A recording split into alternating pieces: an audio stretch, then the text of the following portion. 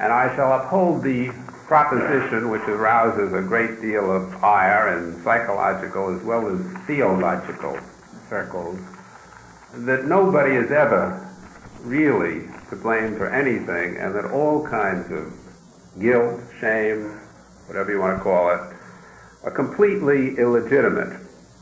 As I said, when I speak about this at theological and psychological meetings, I usually raise the temperature of the participants because they immediately try to point out that if people weren't ashamed and guilty, why would they ever change their behavior, assuming that they're doing the wrong thing? And I insist that it's exactly their shame and their guilt in most instances which prevents them from changing their behavior. And then we battle around and find after an hour or two of talking, what I usually know at the beginning, that we weren't quite talking about the same thing. So let me try to be very specific and define in advance exactly what shame and guilt consist of. I insist that, as I will say later, practically all human feelings and emotions are the result of sentences that people tell themselves. And their feeling really is the sentence, if they would ever bother, which unfortunately they rarely do, to get behind it and see what it is. Now, in regard to guilt or shame, there are two main sentences, one of which may often be legitimate, and the other, I say, is always illegitimate.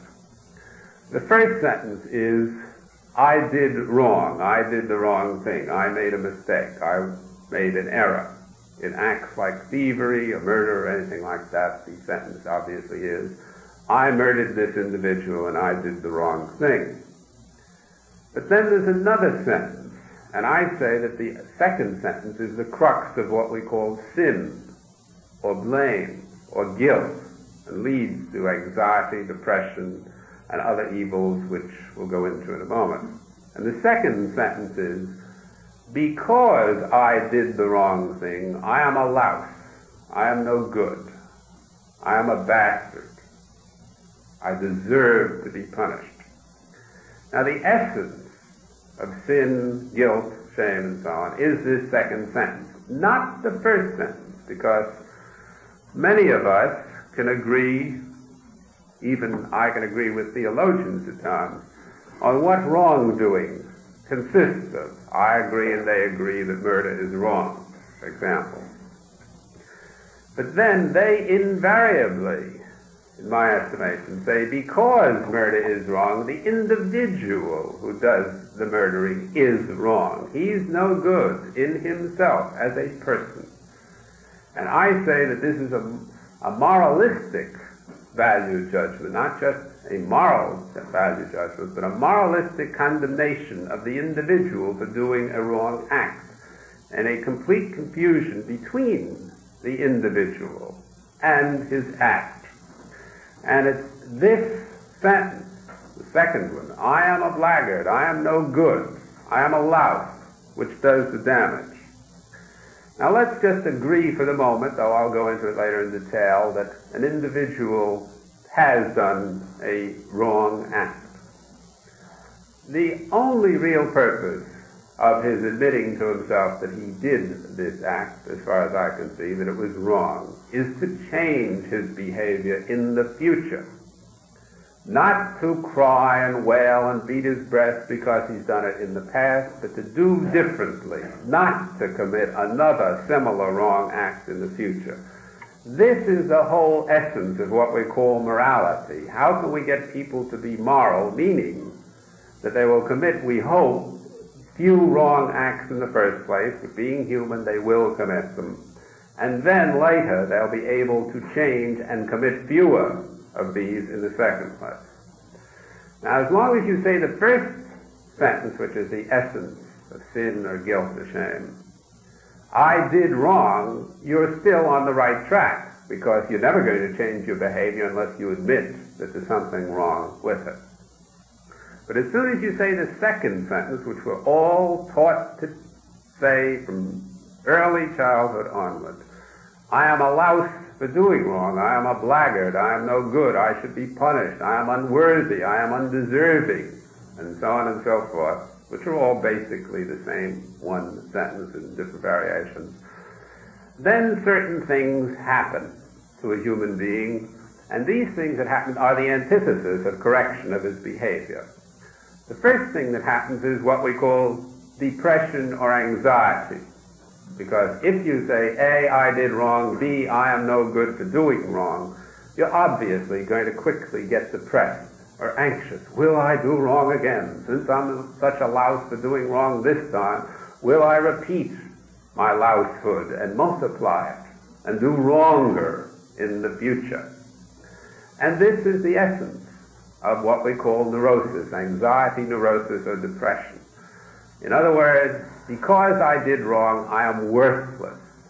I will lose confidence in myself. I am no good. And this is the first main, and I would say inevitable result of any sense of sin or guilt or shame. Not a sense of wrongdoing, which is I did wrong, now let's see how I can do right. But I did wrong, let's see how I can blame myself, atone for my sin, expiate my guilt, and so on.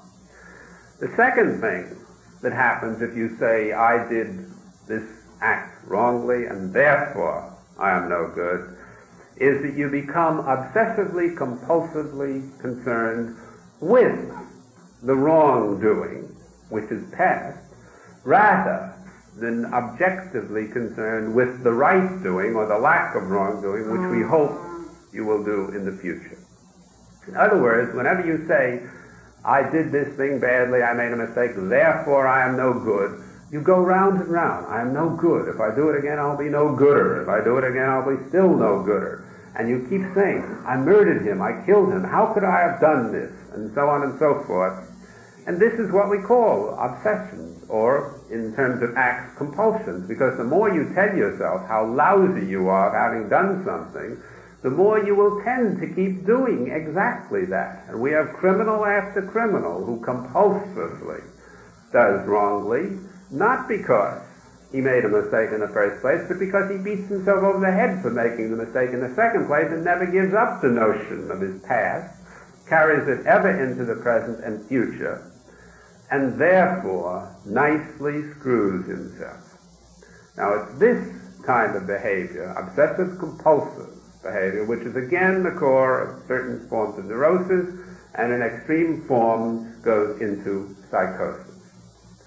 Now the third thing that happens if you say, I did wrong, therefore I am no good, is that you're going to see pretty quickly what horrible results you get from this no-goodness which you attribute to yourself, the results of neurosis, obsessive-compulsiveness, and so on, which we just talked about. And then you're going to tend to deny that you did wrongly. You get what Freud called repression, that you won't face the fact that, yes, I murdered this guy, or I stole, or I lied, because if you ever did admit the fact, you'd have to say what a louse you are, and you know that's going to bring dreadful results, because it always has, and therefore you get an incentive not to do it, not to admit that you've really even done the wrong act. Or a fourth thing that can happen is, in a sense, even worse. You're so afraid of saying, I did this, so what, I made a mistake, because you're saying, I did this, so I'm a louse, I'm no good, I better go kill myself, that you say, no, I didn't even do the act in the first place. I never stole, I never killed. Not only did I do it and it wasn't wrong or something along that line, but I didn't do it. You deny the act. In other words, either you deny doing the act, or you say, yes, I did the act, and this is a good act to do, or you give rationalizations for doing it. And this delusion, on the one hand, that you didn't do the act is very close to psychosis. And the point that you did this wrong act, but it wasn't really wrong, is what we call psychopathy. We have many individuals who are so-called psychopaths, antisocial characters, who say, yes, I committed this series of crimes, but society was against me, or I couldn't help myself, or they give other excuses and rationalizations. They're so-called psychopaths.